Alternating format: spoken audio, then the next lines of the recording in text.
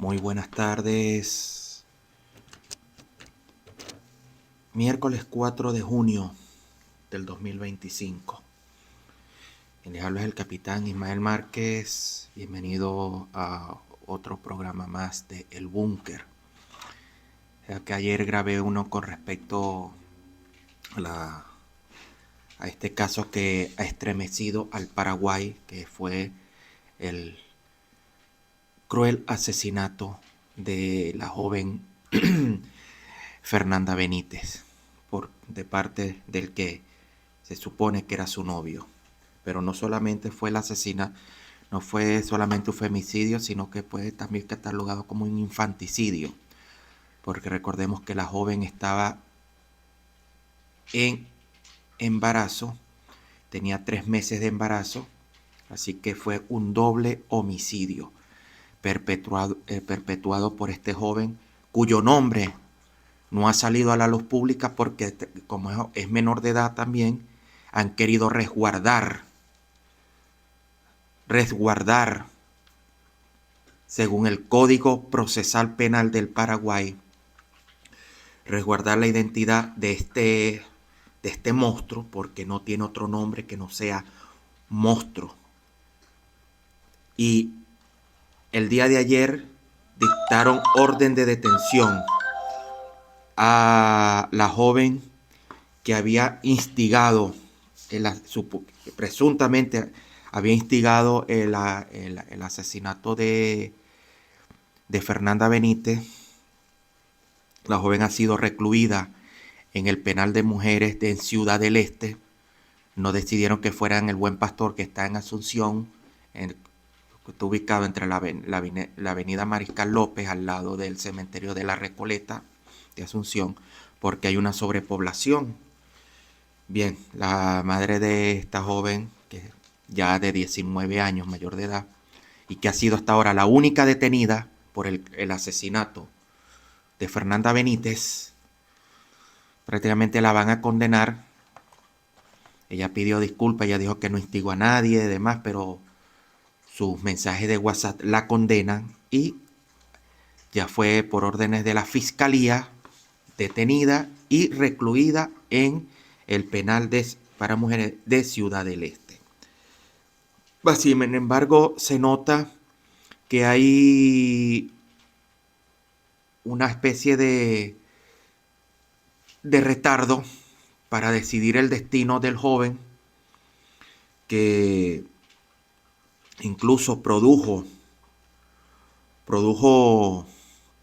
un debate en el Congreso de la República, y hay un senador de nombre, creo que de apellido Benítez, no sé si Raúl Benítez, que propone que los crímenes cometidos por adolescentes, o sea, que se baje, que los adolescentes a partir de 14 años ya sean juzgados como adultos en el caso de que cometan crímenes atroces como asesinato, narcotráfico, pero ya salieron las organizaciones de defensa de los derechos humanos, de aquellos que se dicen eruditos y defensa de la Constitución, a decir que eso es una barbaridad, prácticamente defendiendo la postura de este asesino, porque es un monstruo, y en contra de la victimaria. Como siempre, los izquierdistas, los zurdos, los miserables zurdos, porque el que defiende los derechos humanos de un delincuente, de un asesino,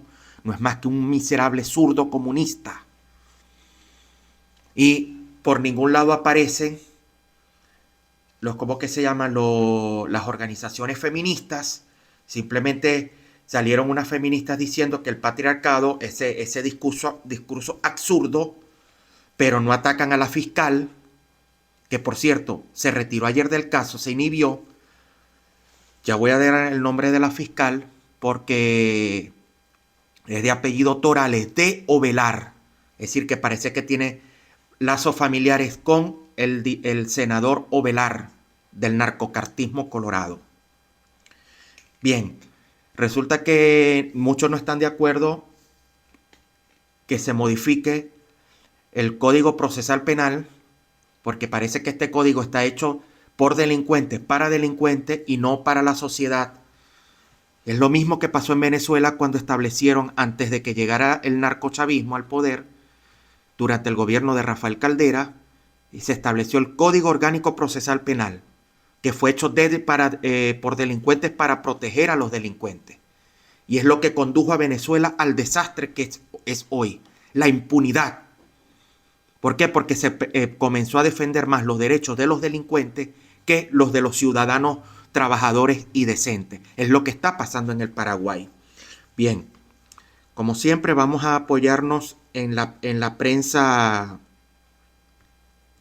en la prensa de Paraguay, en este caso, como siempre, el diario ABC, que es el poquito diario que tiene más objetividad y quien hace, y ojo, no soy amigo de los sucolillos, por el contrario, creo que es una de las familias que más daño le ha hecho al Paraguay, junto con los Bierzi y junto con los Cartes. Bien, la joven detenida que ya está en Ciudad del Este, en la prisión de Ciudad del Este, y que está siendo acusada como instigadora del asesinato de Fernanda, lleva por nombre Micaela Chiara Rolón, cuya progenitora pidió perdón y que tengan empatía porque su hija no tiene nada que ver. Sí, está bien que esté pagando por haber instigado, pero ¿por qué no han hecho nada contra los padres de este asesino? ¿Por qué no han revelado el nombre de este asesino? Esta es la joven que ya fue trasladada a la prisión de Ciudad del Este, tiene 19 años y hasta ahora ha sido la única, prácticamente la que está pagando más los platos rotos. Ojo, no la estoy defendiendo. Se instigó, ella fue la que le decía inyéctale aire para matarla y después dijo que era una broma. O sea, señores, con eso no se juega. Con eso no se juega. Por eso que yo recomendaba a varias personas, no amenace de muerte porque si le pasa algo, inmediatamente te van a involucrar. Aquí dice que la policía maneja información que involucraría al padre del sospechoso. Esta información la dio el comisario David Delgado, su jefe del Departamento de Investigación de Homicidios de la Policía Nacional. Confirmó que llegó información que involucraría al padre del sospechoso del femicidio de Fernanda Benítez en el hecho. Recuerda que yo ayer dije que el padre del asesino es custodio, funcionario público, es decir, custodio del penal de Ciudad del Este. Pero también están investigando que tenía un sueldo de 6.500.000 guaraníes y la madre de este monstruo, de este asesino, es docente y directora de una escuela cuyo salario llegaba a 9.500.000 guaraníes, pero te daban un estilo de vida extraordinario. A mí se me pasó por alto ayer que la vecino de la localidad donde vivía el asesino y donde cometieron el asesinato de Fernanda, las personas en un ataque de rabia, de impotencia, incendiaron parcialmente la vivienda. Mira, esa vivienda estaba llena de lujo, tenía piscina, 2 vehículos, tenía una lancha para navegar el Orinoco, el río Paraguay, o sea, un estilo de vida cuyos salarios no justifica ese estilo de vida. Es decir, se está hablando de corrupción. Ajá. Vamos a desarrollar la información. El comisario David Delgado, principal investigador de la Policía Nacional del femicidio de Fernanda Benítez, confirmó que les llegó información de que el padre del chico sospechoso, mire que no ponen el nombre, resguardando su identidad y que por ser menor de edad, buscó de una zona en la penitenciaría de Coronel Oviedo un bidón blanco él trabajaba en Coronel Oviedo, en la casa de Coronel Oviedo. Un bidón blanco que solían usar los funcionarios para transportar cloro y que después junto a un funcionario fueron a una estación de servicio ubicada en la rotonda principal de Coronel Oviedo para buscar combustible. Recuerden que el cadáver, la quemaron viva. Fue quemada viva frente a un terreno baldío que estaba, frente a la casa del asesino. Si no llegó una información similar, estamos analizando la veracidad de la misma, haciendo diligencia justamente para confirmar o descartar dicha situación. Vamos a ver qué nos arroja en el día de la fecha, una vez que verifiquemos esa situación. Agregó que el circuito que fue extraído cuando se allanó la farmacia a la que habría ido la víctima no tiene grabaciones dentro del DVR, pero que de todas maneras va a ser peritado para confirmar si el disco estaba dañado, no grababa o en todo caso si es que fue borrado.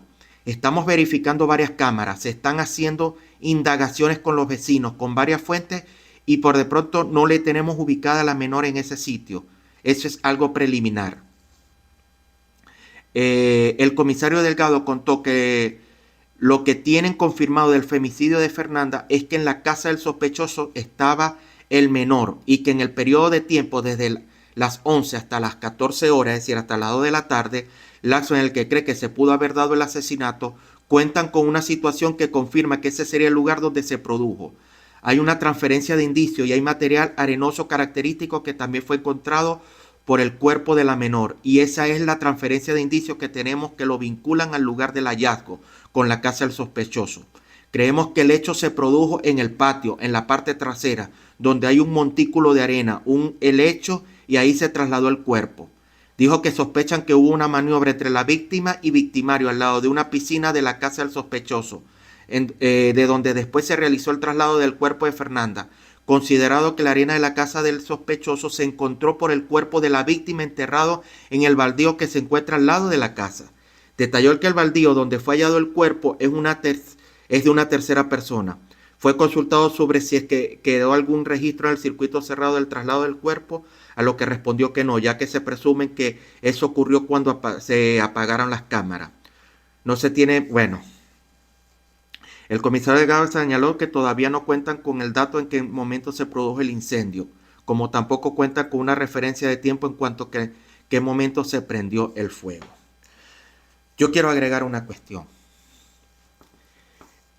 Trascendió ayer, en las investigaciones de ayer, que tanto el padre los padres de este monstruo, y tampoco ponen los nombres de los padres, allá hay algo muy sospechoso, posiblemente estén metidas las manos de políticos, porque en Paraguay todo lo manejan los narcos colorados cartistas.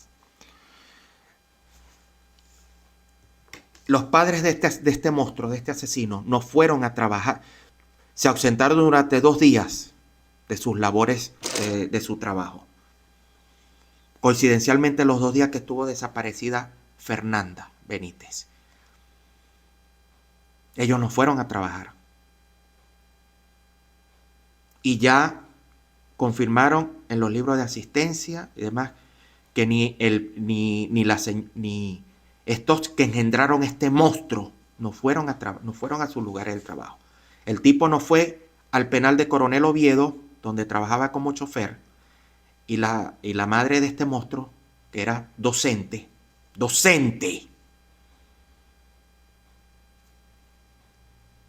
tampoco fue a trabajar. Pero es que también ha trascendido,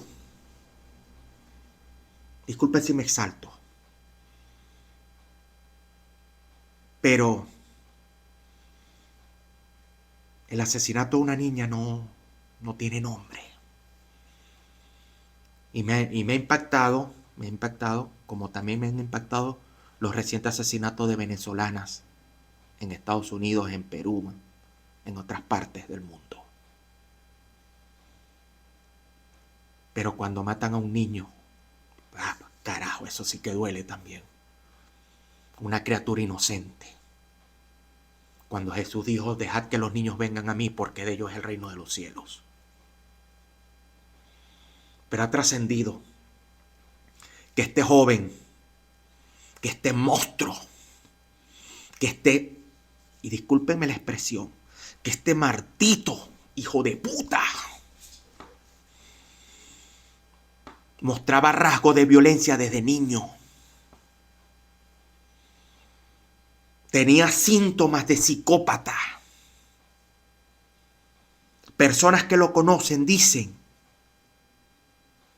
que era un joven violento, que le hacía bullying a sus compañeros en la escuela, que le gustaba maltratar a las niñas, a las adolescentes, a sus compañeras, las pinchaba con agujas y ellas lo denunciaban y no hacían nada, las, las autoridades de la escuela. Que cuando niño trascendió, que ese niño mató a un pájaro solo por gusto. Eso es un síntoma de psicópata. Si a un niño le gusta maltratar animales, ya es un signo de que lo va a hacer más adelante con personas. Se está preparando para cometer. Busquen el perfil psicológico de los asesinos en series, de los femicidas. Y la madre lo protegía, el padre a veces los castigaba, era autoritario, pero es que este padre también es un violento. Es un violento y es un corrupto, presuntamente. Y el otro, iba a decir, la fiscal que llevaba el caso y que ha sido denunciada,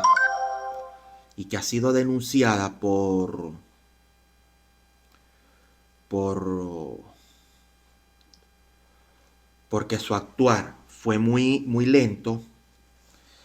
La fiscal Torales de Ovelar, se inhibió del caso. O sea, se retiró del caso. Debe ser para que no haya, ¿cómo se dice? Aquí está. Gladys Torales de Ovelar. Ahora ya no quieren poner de Ovelar. La fiscal Gladys Torales de Ovelar se aparta de la causa. Como verán, el Ovelar se lo estoy poniendo yo, pero ella es de Ovelar. Aquí está el título. Esta es la fiscal que recibió la denuncia en su momento, en Coronel Oviedo, y no actuó diligentemente. Dice, tras múltiples cuestionamientos respecto a su actuar en la búsqueda del adolescente Fernanda Benítez, porque el padre del adolescente, el padre de Fernanda, había colocado la denuncia que la niña llevaba desaparecida más de un día, 2 días, 48 horas. Y ni la policía ni la fiscalía actuaron en su momento. Actuaron ya por presión del padre y porque cuando denuncian en los medios de comunicación, inmediatamente las autoridades se ponen pila y ahí comienzan a actuar. Ok.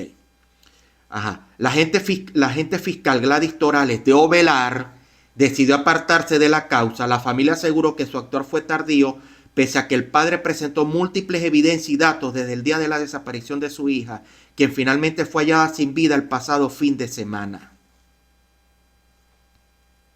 Dice que desde el Ministerio Público confirmaron que el agente fiscal Gladys Torales de Ovelar se inhibió de la causa por el femicidio de María Fernanda. Siguen formando parte del equipo fiscal los agentes Fermín Segovia, de la Unidad de Especialización de Hechos Punibles contra la Libertad de las Personas y Terrorismo, y Gloria Mabel Rojas, de la Unidad Penal. Bueno. Bien, recibió múltiples críticas y entonces se apartó. Aquí vemos los padres de Fernanda que estaban destrozados y ellos exigen justicia, pero como ya dije, en el Congreso se leyó el proyecto de este senador, que este joven sea condenado a la pena máxima, o sea, que se establezca la pena de muerte y la cadena perpetua para crímenes tan atroces. Pero ya salieron varias voces a decir que no, que eso es contra la Constitución. Los zurdos que están ligados al Partido Colorado, a los narcocartistas. Pero hay otro caso que se dio ayer y que tiene que ver, o sea, no está relacionado directamente con el caso de Fernanda Benítez, pero a la vez sí. Y es el siguiente. Resulta que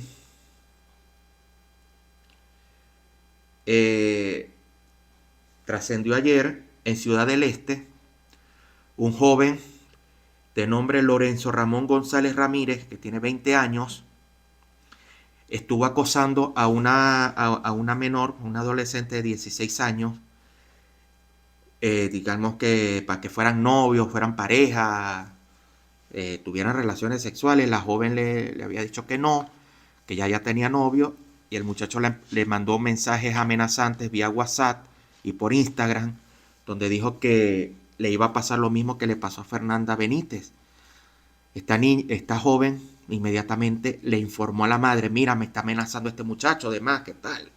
La madre tomó acciones preocupada porque el caso de Fernanda no quieren que se repita otro Fernanda Benítez, y fue a la fiscalía en Ciudad del Este a colocar la denuncia, y no le pararon. Vulgarmente, no, que no había sistema, no le hicieron caso. No, que fuera a la comisaría, creo que era la comisaría número 12 en Ciudad del Este, y tampoco le hicieron caso. O sea, le tomaron, pero no le pararon, no le hicieron ni pendiente.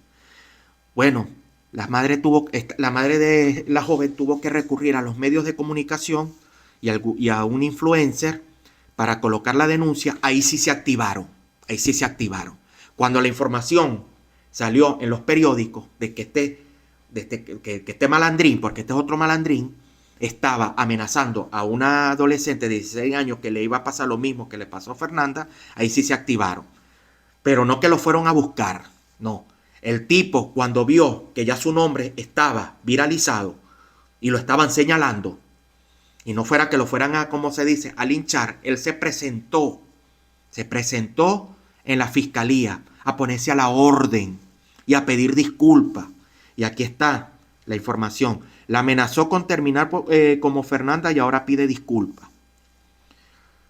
Lorenzo Ramón González Ramírez, de 20 años, denunciado por amenazar de muerte a un adolescente de 16 años, se presentó este miércoles ante la Fiscalía para ponerse a disposición de la justicia. Reconoció haberse extralimitado en sus palabras y ofreció disculpas públicas.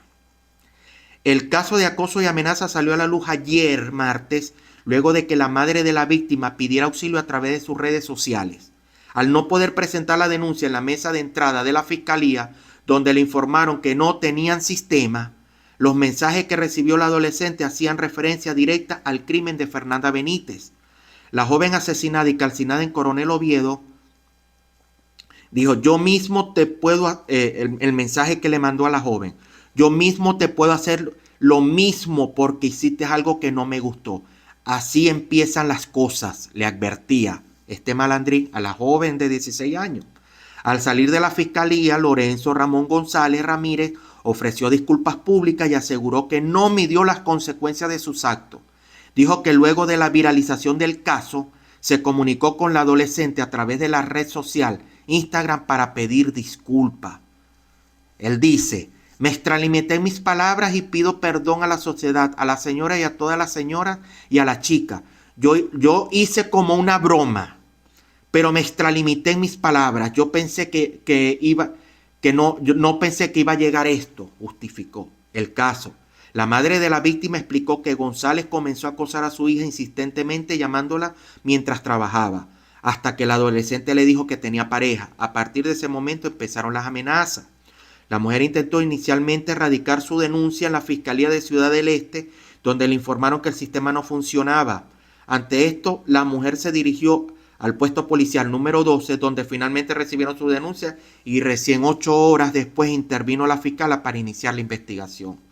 El fiscal Alcides Jiménez Zorrilla designó un defensor público para el joven, ya que se presentó sin abogado. Asimismo, para esta mañana está prevista la declaración del adolescente ante la unidad fiscal. Esto quiere decir, señores, que hay crímenes que se pueden evitar. Lo he dicho y lo repito: el Paraguay se dirige hacia un despeñadero por la gran impunidad que hay. Pero ¿qué pueden pedir en el Senado cuando tienen a un diputado, en el Congreso, cuando tienen a un diputado de apellido Asgaí, que es narcocartista colorado, porque forma parte de la bancada de Honor Colorado, y le encanta pegarle a las mujeres, especialmente a las periodistas, y nunca le han hecho nada? Lo han denunciado y nunca le han hecho nada, ni un llamado de atención. Lo protegen. Entonces, ¿pueden los femicidios disminuir en Paraguay? Cuando los que están obligados a hacer las leyes para defender a la sociedad son violentos y golpeadores. Ahí tienen a otro narcocartista que venía de Cruzada Nacional, que se hace llamar el oso Hatar. Es un gordo que se mete droga. También es medio homosexual porque lo ha dicho él mismo y le pega a las mujeres. ¿Pueden hacer estos individuos leyes para defender a la sociedad paraguaya? No. Pero amenazan a las personas que quemaron la casa del que asesinó a Fernanda Benítez. Los amenazan con meterlos presos porque quemaron una propiedad. Es más importante la propiedad que la vida de una niña y de un niño que estaba en gestación. Válgame Dios, ¿a dónde vamos a llegar? Y esto no solo pasa en Paraguay, está pasando en todos los países del hemisferio. ¿Cuántas venezolanas no han muerto, no han sido asesinadas por sus exparejas? Y de forma atroz. Y aquí no salen las feministas. Claro, pues las feministas son zurdas. Y las feministas les encantan los violadores. Las feministas están a favor del aborto. Que van a reclamar que Fernanda Benítez estaba embarazada y ese niño fue asesinado también. De eso no dicen nada, porque promueven el aborto. Estamos en una batalla cultural, señores. Y la izquierda, el comunismo, que se disfraza también de derecha como el Partido Colorado del Paraguay, amenazan a la humanidad. Amenazan a la humanidad.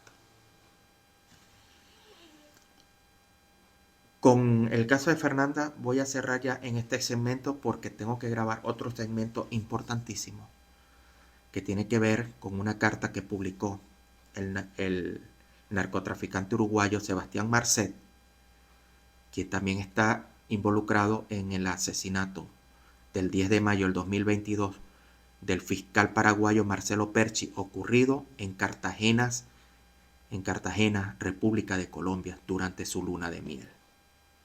En el próximo programa que voy a grabar en un rato, explicaré todo lo del caso y qué nuevos datos están arrojando. Muchísimas gracias y nunca pido, pero por favor suscríbanse, denme like, porque hay que dar la batalla cultural contra la izquierda y contra sus satélites, contra sus aliados que dicen que son de derecha, pero se portan como socialistas. Abajo el comunismo y viva Cristo Rey, viva Jehová de los ejércitos y de Israel. Amén y amén.